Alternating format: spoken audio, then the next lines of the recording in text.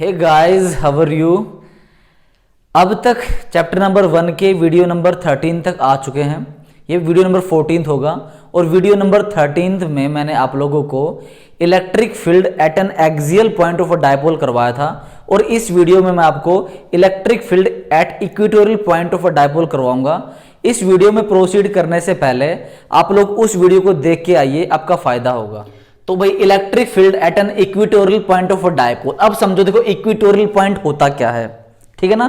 क्योंकि कुछ बच्चे क्या करते हैं, वो पढ़ना स्टार्ट कर देते हैं, उनको पता नहीं होता कि मतलब क्या है इस चीज का। तो याद रखो इक्वेटोरियल, आप लोग जब छोटे से नन्हे से मासूम से बच्चे थे, आप लोगों ने पढ़ा होगा कि ये हमारी अर्थ होती थी, होती क्या अभी तो अभी भी होती है। अब देखो ये एक इक्वेटर होता था, है ना। अब आप कहोगे सर ये तो अभी भी होता है, हाँ चलो भाई अभी भी होता है, ये इक्वेटर होता है, इक्वेटर होता है। ये आपको पता है, ये जो अर्थ होती है हमारी, ये हमारा नॉर्दर्न हेमिस्फीयर है, ये हमारा साउदर्न है। इसको ये बिल्कुल इक्वल पार्ट में डिवाइड करती थी, ठीक है। तो इसी तरीके से इक्वेटोरियल पॉइंट आप क्या करोगे, डायपोल हमारा है ना, ये डायपोल है, ध्यान से देखना। यहां पे माइनस चार्ज है और यहां पे प्लस चार्ज है, ठीक है। तो इक्वेटोरियल, पहले तो इक्वेटोरियल लाइन देखो तो क्या होगी, जो इसका बिल्कुल मिड पॉइंट होगा, जो उधर मिड पॉइंट होगा उसी तरीके से मिड पॉइंट, तो ये भाई, ठीक है। तो ये हमारा मिड पॉइंट है, ठीक है। हम इसको बोलेंगे इक्वेटोरियल लाइन, और इस लाइन पे कोई भी पॉइंट हमारा इक्वेटोरियल पॉइंट होगा। समझ में आप लोगों को, इक्वेटोरियल लाइन पे कोई भी पॉइंट हमारा इक्वेटोरियल पॉइंट होगा, ठीक है ना। तो आप लोगों को ये पॉइंट क्लियर होगा। तो आप लोग इस पे कोई भी एक पॉइंट मान लो, ऊपर मान लो, नीचे मान लो, कहीं मान लो। मैं यहां पे मान लेता हूं भाई, क्योंकि बहुत सारी बुक्स में या फिर हर जगह आपको यही मिलेगा, ठीक है ना। क्यों दुनिया से अलग चलना हमें, है ना। अब देखो ये है, अब कोई कहेगा सर थोड़ा हटके चलेंगे हम, ठीक है, वो नीचे मान लेना, कोई बात नहीं। अब देखो ये जो पॉइंट है, इस पॉइंट को आप लोग बोलोगे पी पॉइंट। हमें इस पॉइंट पे जो इलेक्ट्रिक फील्ड निकालनी है, ठीक है। अब देखो ये लेंथ होगी L और ये लेंथ होगी हमारी L, तो total length of the dipole क्या होता है 2L, ठीक है। उसको हम साइज ऑफ द डायपोल भी कहते हैं। तो देखो आप अब इसको मिलाओ और इसको मिलाओ, ठीक है। तो देखो जो यहां से लेके यहां तक का डिस्टेंस होगा उसको हम लोगों ने R बोला था, और ये आपको पता है हमेशा जो ये P पॉइंट का डिस्टेंस होगा हमेशा लोकेशन ऑफ अ डायपोल से मेजर होगा, ठीक है। और लोकेशन ऑफ द डायपोल मैं आपको बता चुका हूं कि जो डायपोल का मिड पॉइंट या फिर सेंटर पॉइंट होता है वो होता है, ठीक है।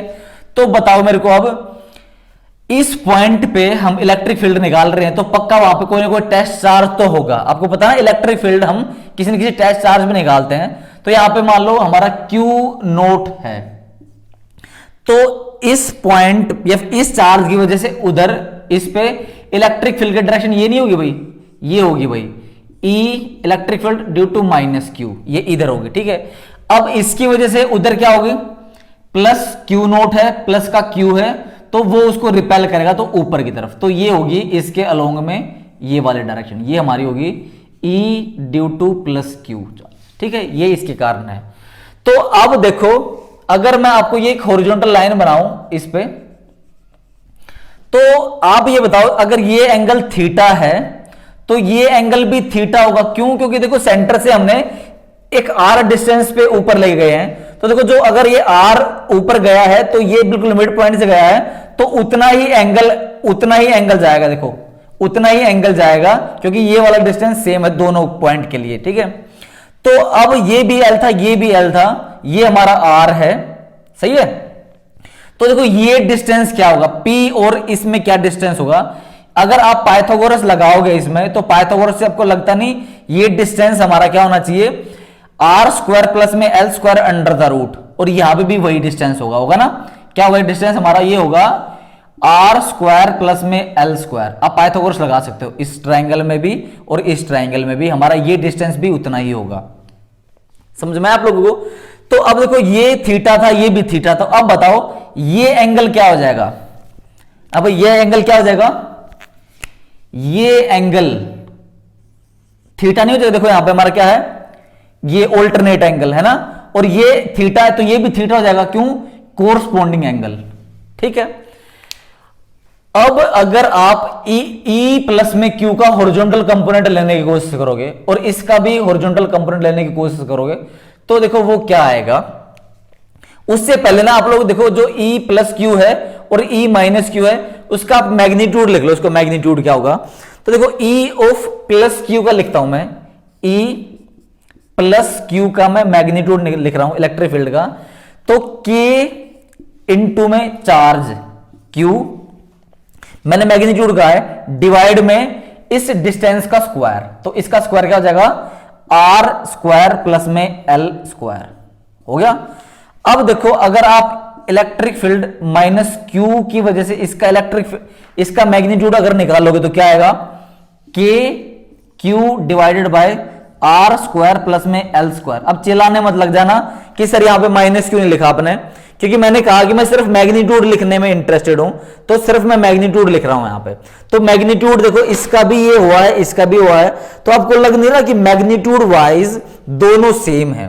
तो मैग्नीट्यूड वाइज देखो E plus Q equal to E of minus Q, और उसकी वैल्यू हमारी के क्यू डिवाइड में आर स्क्वायर प्लस में एल स्क्वायर, ये है भाई, ठीक है ना। ये इलेक्ट्रिक फील्ड आ गई हमारी इस पॉइंट की वजह से। अब भाई मैं एक बार देखता हूं नीचे दिख रहा है आप लोगों को? हाँ, यहां तक बिल्कुल सही दिख रहा है आपको। तो ये आने के बाद अब यहां पे हम कंपोनेंट रिजोल्व करने की कोशिश करते। तो आप कंपोनेंट रिजोल्व करने में देखो ध्यान से, ई ऑफ प्लस क्यू का ये वाला कंपोनेंट क्या होगा? ये वाला कंपोनेंट हमारा हो जाएगा ई प्लस क्यू कोस थीटा हो जाएगा ना। और देखो ई ऑफ माइनस क्यू का हमारा इसके अलोंग हमारा क्या हो जाएगा? इसी में देखो ये हमारा हो जाएगा electric field minus Q cos theta. देखो ध्यान से, होगा ना। देखो ये हो गया। अब देखो जो हमारा इसका ये जो वर्टिकल कंपोनेंट होगा, ये वाला कंपोनेंट ऊपर होगा, वो क्या होगा हमारा?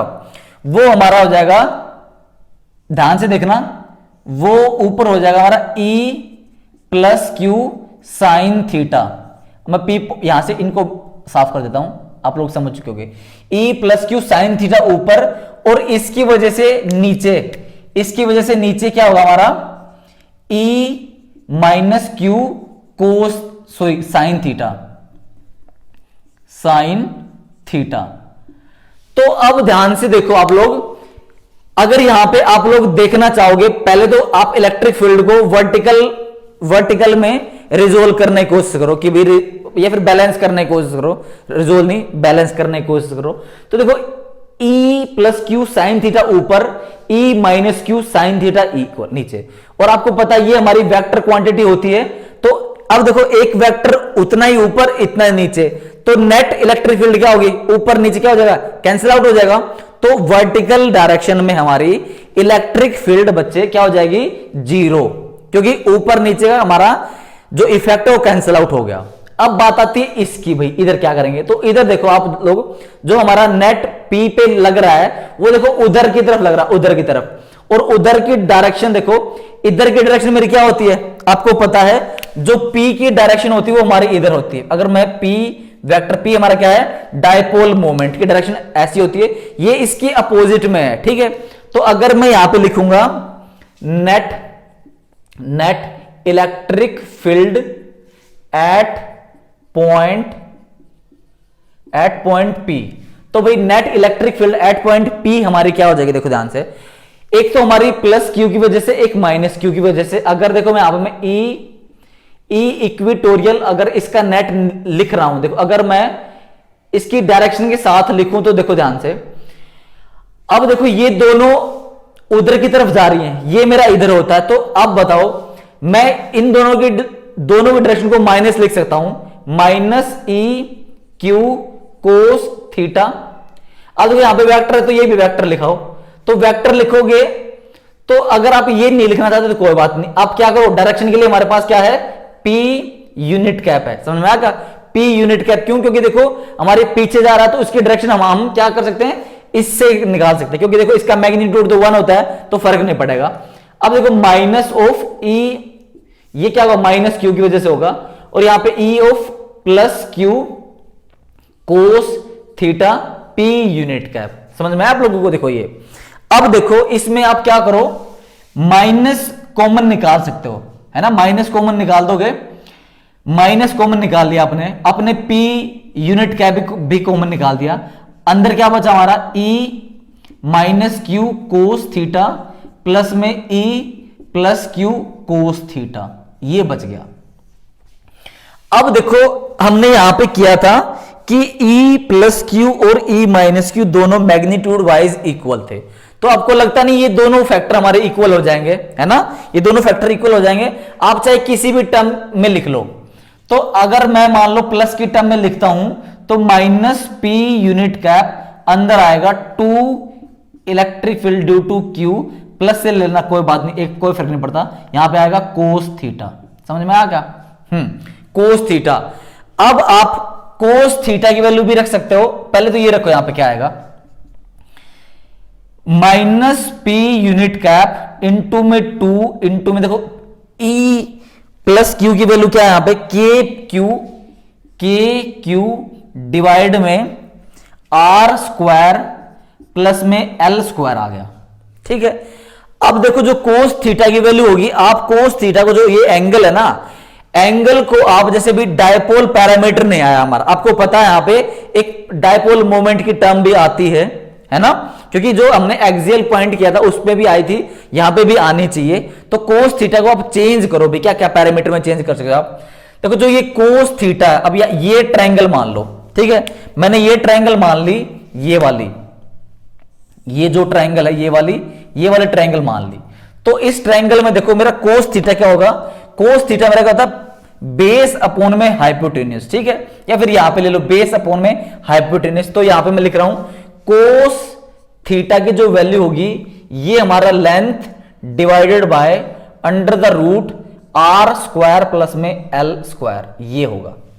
अब ये वैल्यू आप पुट कर दो यहां पे, तो कोस थीटा की वैल्यू देखो क्या आएगा हमारी, length divided by under the root R square plus में एल स्क्वायर। इसको कंबाइन करोगे आप तो देखो हमारा P वेक्टर जो होता है वो हमारा क्या होता है, 2 इंटू में Q इंटू में L, ऐसा होता है, ठीक है ना। तो यहां पे वेक्टर की जरूरत नहीं, हमें क्या, हमें मैग्नीट्यूड की जरूरत है। तो 2 इंटू में Q इंटू में L, तो 2 इंटू में Q इंटू में L हमारा क्या हो जाएगा, P हो जाएगा।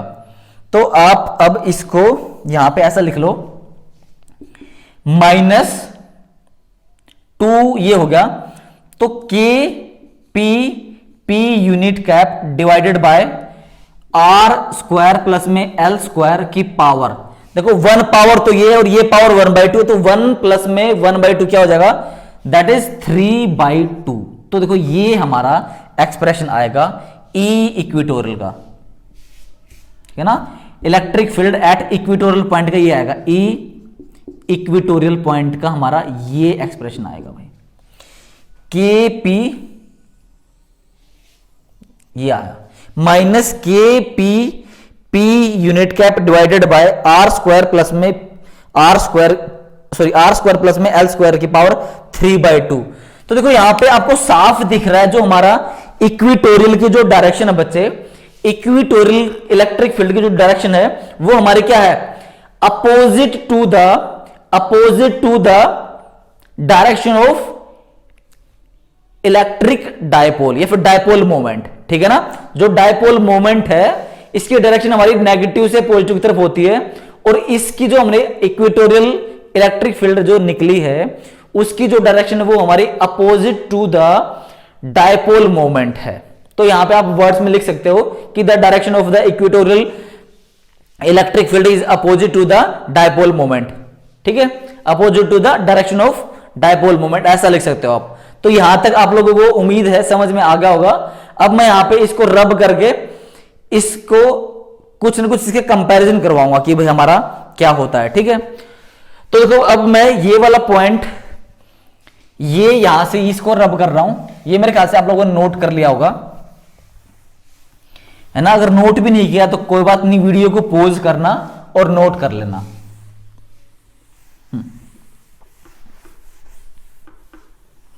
ये वैल्यू आ गई है, ये वैल्यू आ गई हमारी ई इक्वेटोरियल की, ठीक है। अब अगर मैं कहूं इफ